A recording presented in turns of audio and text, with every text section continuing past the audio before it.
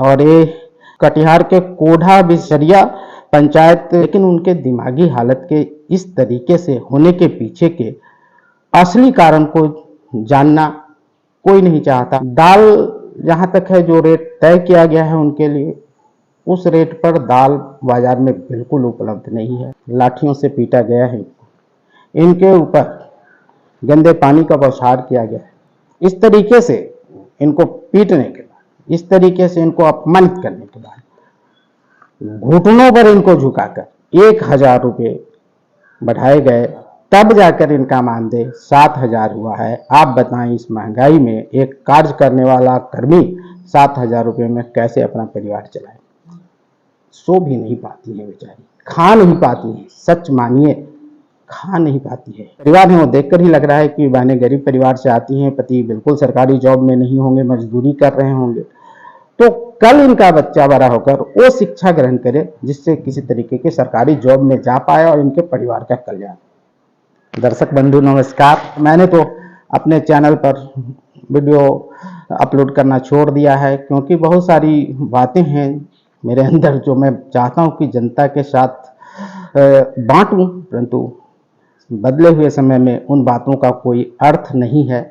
लोग उन बातों को समझना भी नहीं चाहते, सुनना भी नहीं चाहते, और जो सुनना चाहते हैं वो चैनल पर आते रहते हैं और ढेर सारा व्यूज उन अपलोड किए गए वीडियोओं पर चैनल के मालिकों को मिलता है, परंतु मेरे चैनल पर लोग सुनना भी पसंद नहीं करते। परंतु आज बात है एक विवाद की, जो विवाद आंगनवाड़ी सेविका, आंगनवाड़ी केंद्र से संबंधित है। और केबीसी न्यूज कटिहार ने आज से 7 दिन पहले इस न्यूज को अपलोड किया है और ये कटिहार के कोढ़ा बिसरिया पंचायत के केंद्र संख्या 283 की सेविका के विरुद्ध है और उनके विरुद्ध जिलाधिकारी महोदय कटिहार को भी ग्रामीणों ने आवेदन दिया है।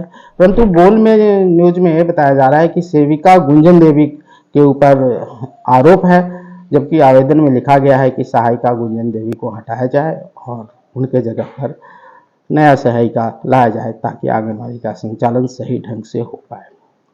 लेकिन लाभार्थी बहनें जो आक्रोशित हैं, उन्हें ये पता नहीं है कि आंगनवाड़ी सेविकाएं, आंगनवाड़ी कर्मी किस तरीके से परेशानी झेल रही हैं। आवेदन में जहां तक मैंने देखा, आरोप यह भी लगाया गया है कि इनकी दिमागी हालत ठीक नहीं है, बच्चों के साथ अभद्र व्यवहार करती हैं, लाभार्थियों के साथ सही सलूक नहीं करती हैं। स्थिति उनकी ऐसी ही है।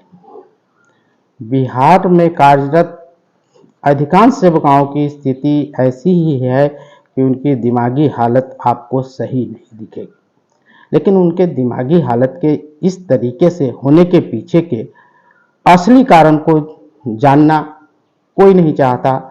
ना लाभार्थी इसे समझने को तैयार हैं, ना सरकार समझने को तैयार है। लेकिन सच्चाई है कि जिस तरीके के कार्य का बोझ और कम मानदेय पर सेविकाओं से कार्य लिया जाता है, उसके अंतर्गत प्रायः सेविकाएं मानसिक रूप से परेशान रहती हैं और परेशानी इस कदर उनकी बढ़ जाती है कि देखने में ऐसा लगता है कि उनका मानसिक संतुलन खो गया है।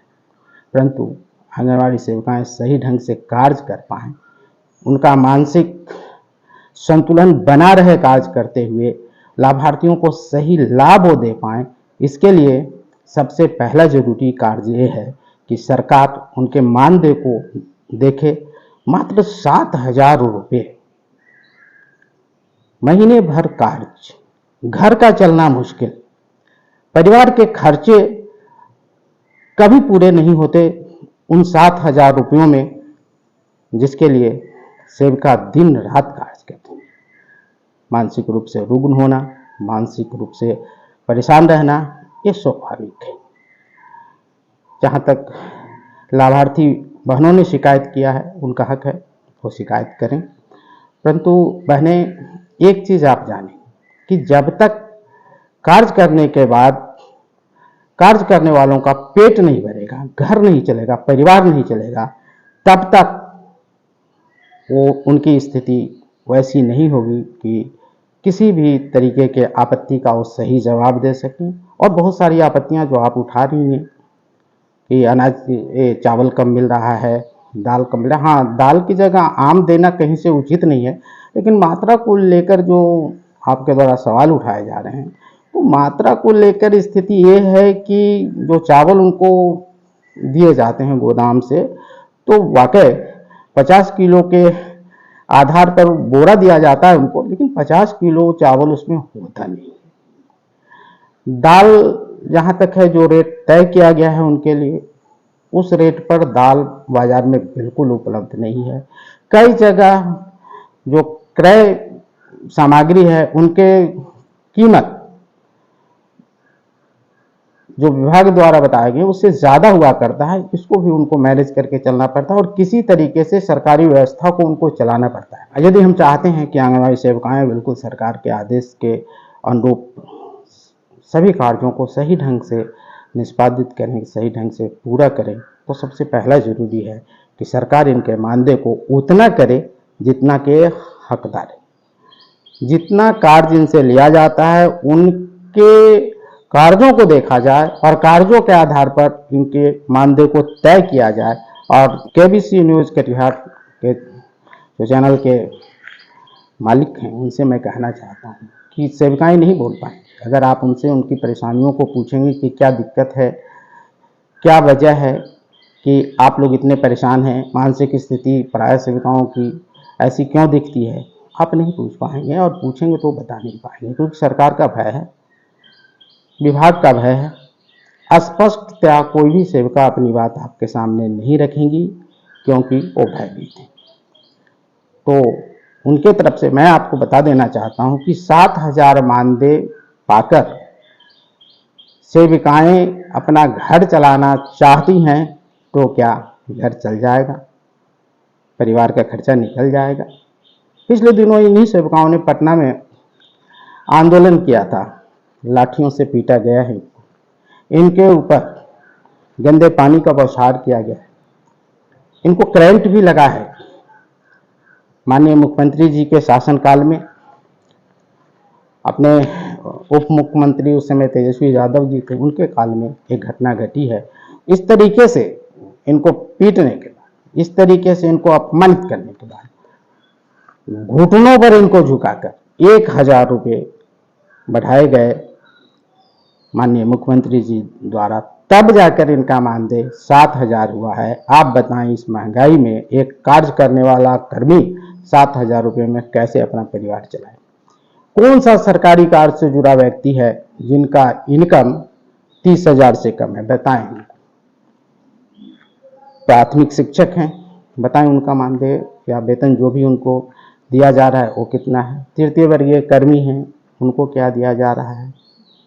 एक मजदूर प्रतिदिन क्या लेकर आपके यहाँ कार्य कर रहे हैं, एक कारीगर आपके यहाँ क्या लेकर कार्य कर रहे हैं, सब पता है आपको। लेकिन इन आंगनवाड़ी सेविकाओं को जो 24 घंटे व्यस्त रहती हैं, 4 घंटे इनको स्कूल पूर्व शिक्षा देना है, फिर इनको गृह भ्रमण करना है, फिर इनको सरकार के द्वारा मांगे गए विवरण कार्यालय को उपलब्ध कराने हैं। जिस जिस प्रकार के विवरण गवर्नमेंट को चाहिए वो इनके माध्यम से वो इनको उपलब्ध कराना है। सो भी नहीं पाती है बेचारी, खा नहीं पाती है, सच मानिए खा नहीं पाती है। परिवार में अगर अकेली महिला है तो खाना बना नहीं पाती, खाना तो दूर बना नहीं पाती। इनके बच्चे सूखे राशन जो हमारे यहाँ सत्तू है, चूरा है, ये सब है, ये खाकर दिन काटते हैं। इतनी व्यस्त है सेविका बहन, बावजूद इसके उनको 7,000 रुपया मिलता है, जिससे परिवार कभी नहीं चल सकता।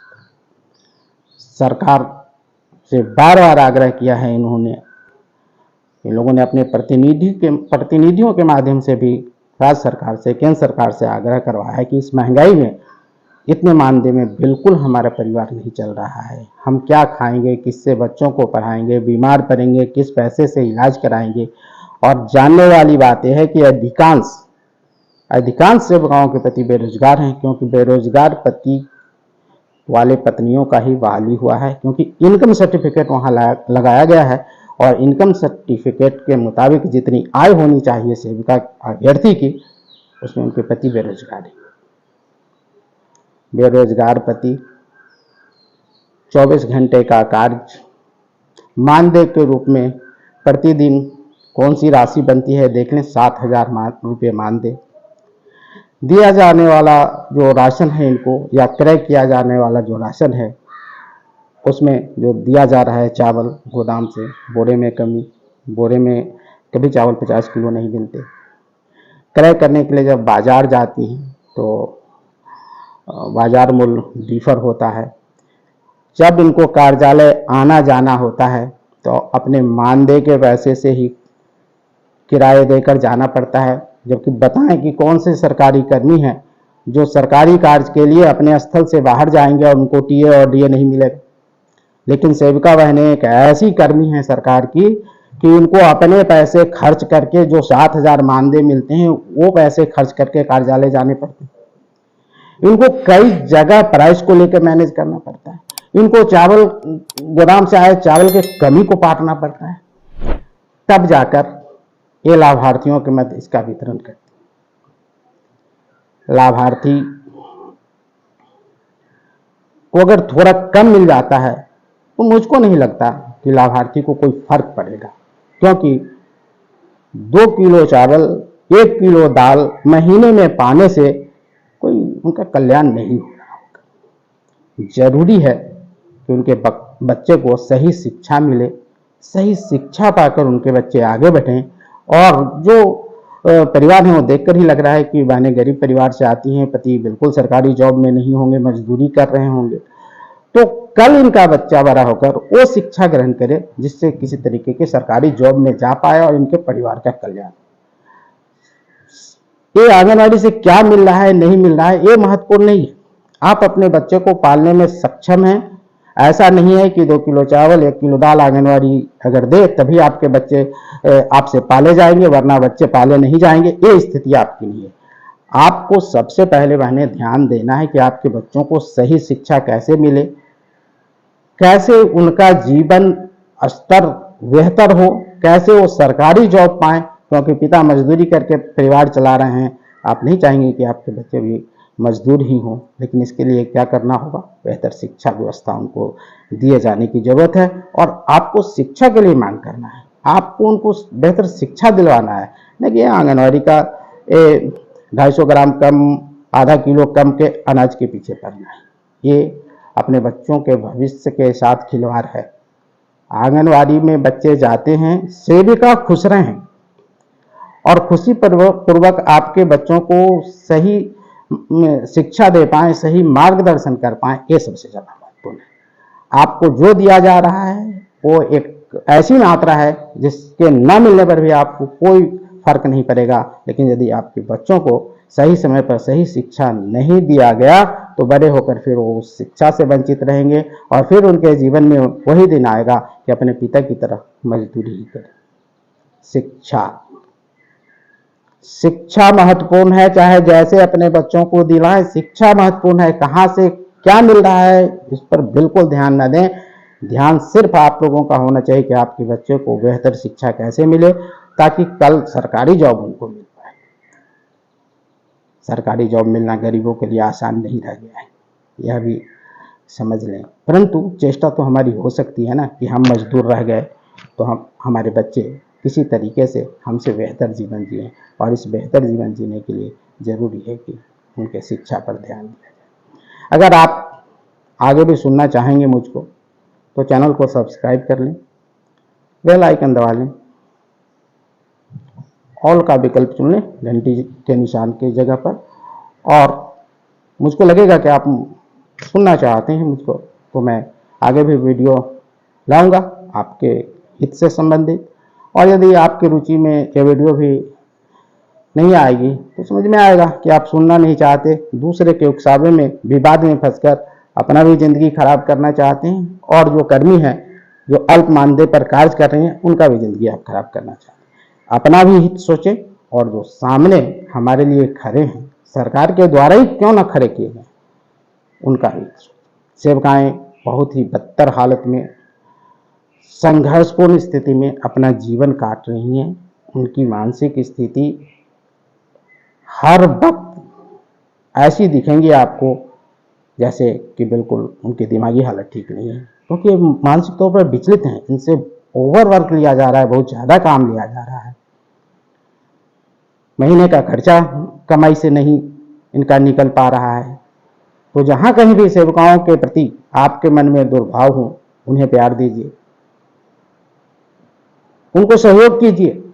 वो आपके समाज की महिला है, कोई दूसरे जगह से आकर के आपको नहीं परेशान कर रही हैं, बल्कि परेशान आप इसलिए हो रहे हैं क्योंकि वो परेशान है।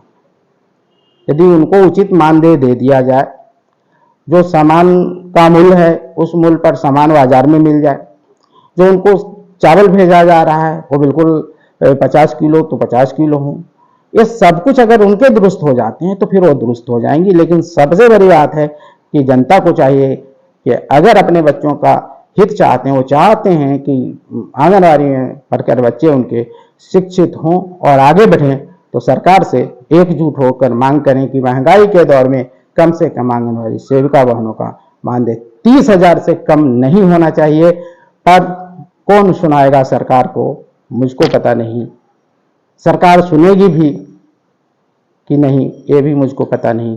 पर मैं जो हालात देख रहा हूँ, जो परिस्थितियाँ हैं आंगनबाड़ी सेविकाओं के साथ, वो मैं आपको बता रहा हूँ कि इनका अल्प मानदेय, घर के खर्चे का न निकलना, इनके और 24 घंटे का कार्य का बोझ इनको विचलित किए हुए है। ये मानसिक तौर पर बिल्कुल बीमार हो जा रही हैं। इनको इससे राहत दिलाने का प्रयास जनता करे। सरकार से मांग करें कि इनके मानदेय को उचित कर दिया जाए, ताकि ये सही ढंग से कार्य कर सकें, सही ढंग से हमारे बच्चों को शिक्षा दे पाएँ, हमारा ख्याल कर पाएँ। हम जब इनसे मिले तो हमसे मुस्कुरा कर बात करें, हमसे हंसकर बात करें। वो एक ही स्थिति में हो सकता है जब इनके कमाई से इनका परिवार का खर्चा चले। कोई भी सरकारी कर्मी हमारे देश में ऐसा नहीं है कि उनका वेतन से उनका परिवार का खर्चा नहीं चल रहा है, सिवाय आंगनबाड़ी सेविका, सिवाय आंगनबाड़ी सेविका। दया की जरूरत नहीं है, आंगनबाड़ी सेविकाओं को जनता के प्यार की जरूरत है। उम्मीद है मेरे इशारों को आप समझ रहे होंगे और इस ओर ध्यान देंगे कि आंगनबाड़ी सेविकाओं को आपके प्यार की जरूरत है। झगड़े में वो बिल्कुल नहीं पड़ना चाहती, उनकी मजबूरी है जिसके कारण वो मानसिक तनाव में दिखती हैं। और आपके साथ हो सकता है कि उनके बोल कड़वे निकल जाते हों, लेकिन ये उनका इरादा नहीं है, बल्कि उनके ऊपर जो कार्य का बोझ है, जो मानदेय के कारण घर परिवार का खर्चा उनका नहीं चल रहा है, इससे वो विचलित हैं। उम्मीद है आप लोग समझ चुके होंगे इस बात को, और यदि आपने समझा है तो कमेंट करके बताएंगे। अगर कोई आपत्ति हो हमारे बोल पर तो कमेंट करके बताएंगे, मैं आपके कमेंटों का जवाब दूंगा। तो आज इतना ही।